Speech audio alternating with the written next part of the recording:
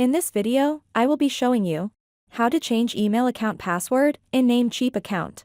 So let's get started with the video. First, you need to log into Namecheap account. And next, you need to click Hosting List tab on the left side of the screen. And again, click this cPanel button to enter the cPanel settings page. In cPanel settings page, you need to click Email Accounts under Email section. In this email accounts page, you will find all the email accounts created in Namecheap account. To change the email account password, select and click the Manage button corresponding to the email account.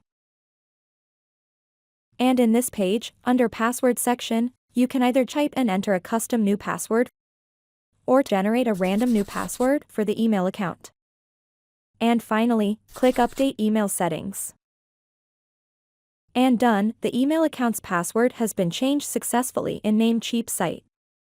With this we have come to the end of this video. Please subscribe to my channel and click the bell icon to get updates when we add more content.